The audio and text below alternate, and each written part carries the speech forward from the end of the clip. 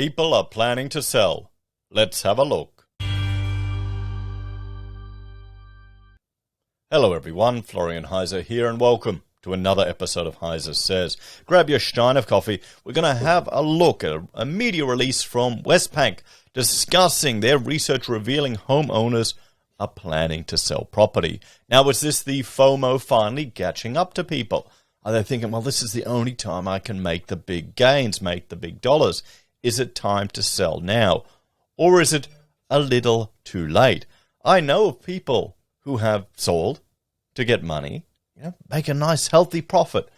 But then, well, jumping back in the market presented the same challenges and issues. Maybe they're hoping to time it, to sell at a peak, and then, jump back in as the market corrects.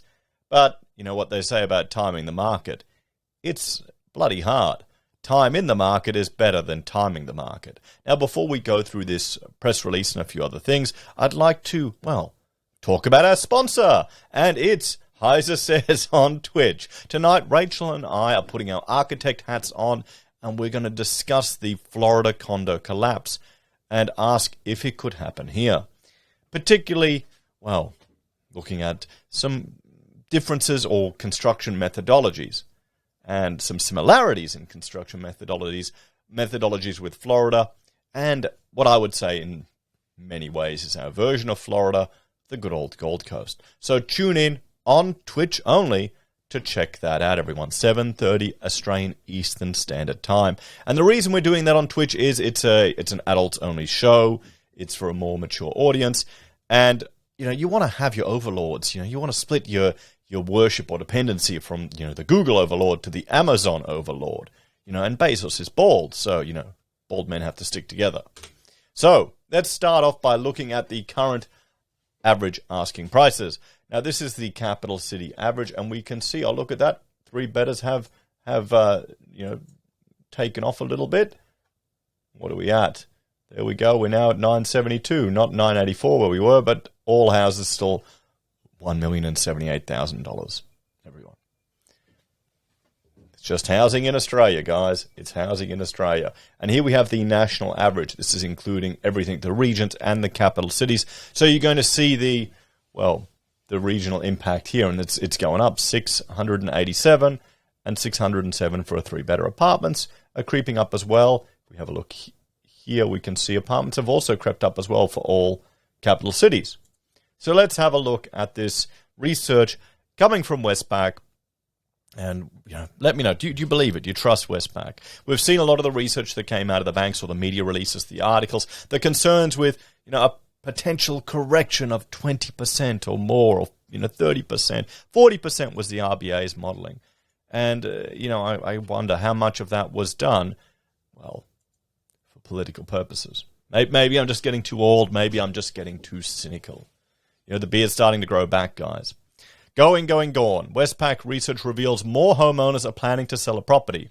Westpac research released today, a few days ago, has found more Australians are thinking about selling their home, with 4 in 10, 40% roughly, homeowners planning to list in the next 5 years, an increase of 9 percentage points since November 2020. So within the next 5 years.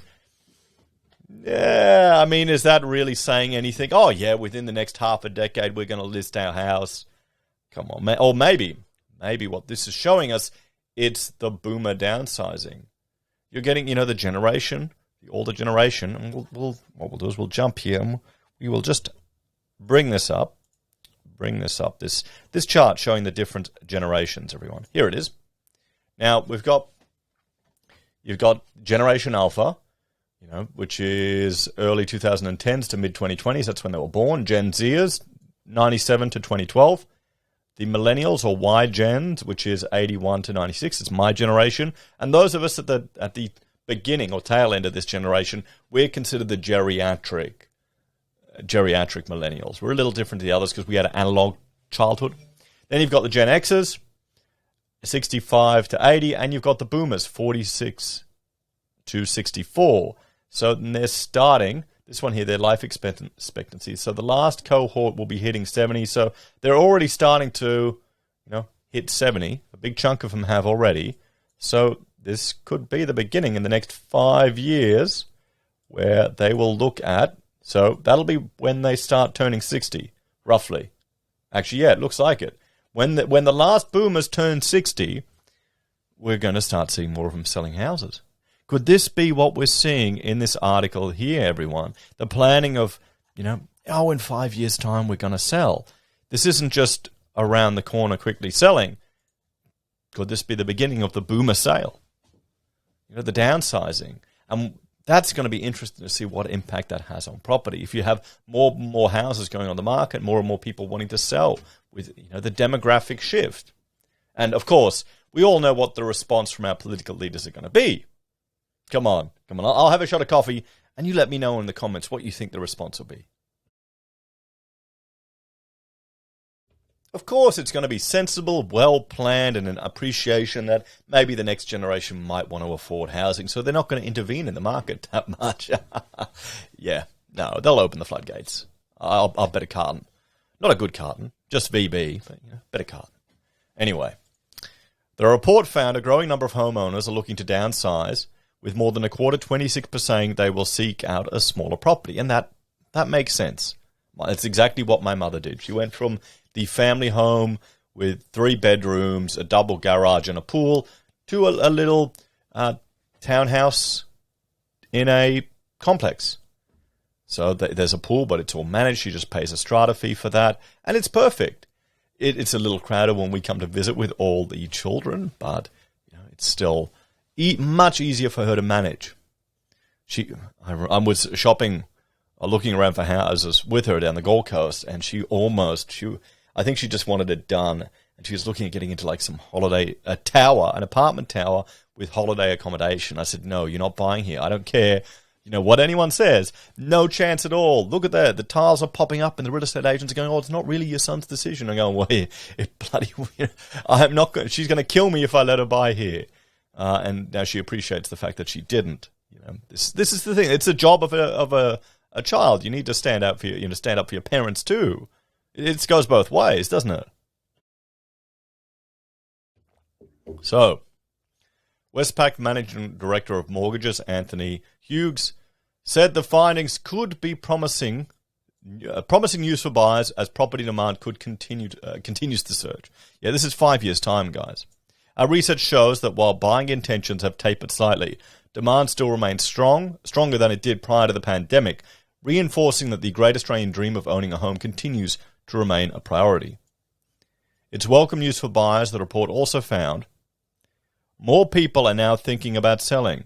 This is largely being driven by confidence in getting a good return on their home, as well as an increasing desire to live in a new area as people seek more living space. More Lebensraum. They don't like being locked up. People want some freedom. Funny that. So, properties further from the city boasting backyards and a more relaxed lifestyle remain top of mind for buyers. And for the first time, most homeowners are telling us increased infrastructure and amenity in their desired area is also motivating them to sell. With public transport, local shops and parks ranking as the most desirable suburban feature. While the report found houses are most in demand, units and apartments still remain a popular option, particularly among younger buyers who are more likely to seek the convenience and access to local cafes, restaurants and bars, as well as downsiders who might be seeking a coastal lifestyle.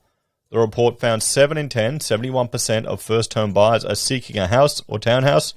3 in 5, 62% want a property with at least 3 bedrooms.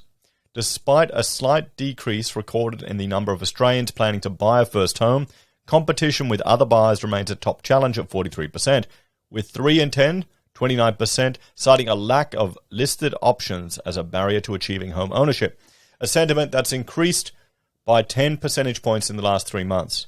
In what could be welcome news for house hunters, Westpac has also released a list of the areas where the homeowners are most likely to list a property in the next 6 months. According to the report, the suburbs most likely to put a property on the market across the nation's capitals are Avalon Beach, Packham, North Lakes, in Warrendale, and Mossman Park in Perth. Areas featured on the list offer a diverse range of living options for prospective buyers that also cater to changing preferences we're seeing and the start of the pandemic, including strong demand for more space through a dedicated study or spare bedroom, as many continue to work from home.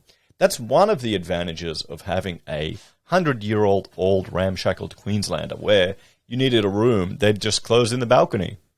Close in the balcony, do that, there you go, boom, new room. Okay, move the bathroom there, done, done, done. Okay, we've got plumbing now, close in the balcony. You can see it. You can see it. Have a look around. All these, that's why the roofs are all over the place. Oh, they're a nightmare to document. Do existing conditions on these things. It's horrible. That's why I got into laser scanning. Buyers can also consider areas that are poised to have units come on the market. Okay, good luck to that.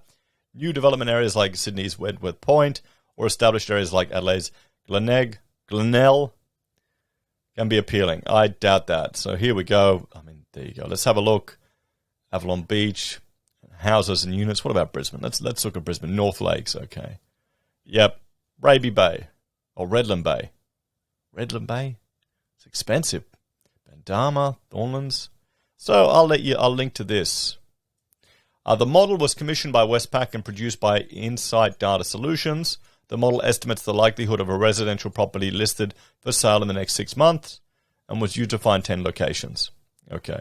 The model considers elements such as property type, accumulated equity, and tenure in home, overlaid with the local market data such as turnover, time on the market, and differences between listing and sales price.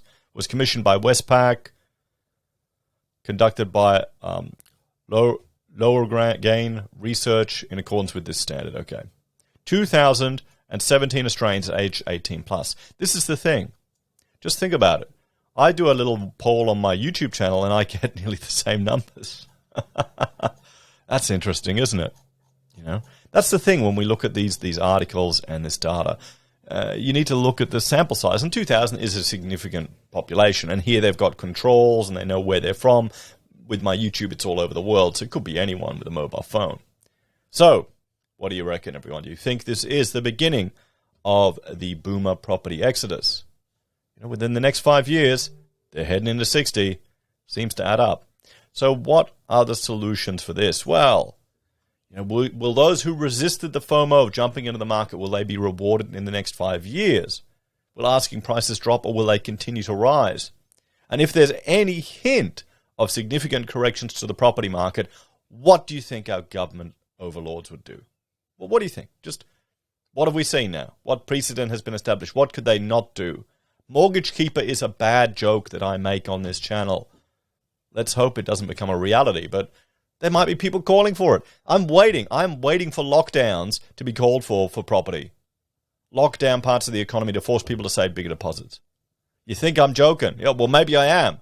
Maybe it's all just a joke and we're laughing. But bloody hell, I don't know anymore if it may not happen or not. It's a clown world. Take care, guys.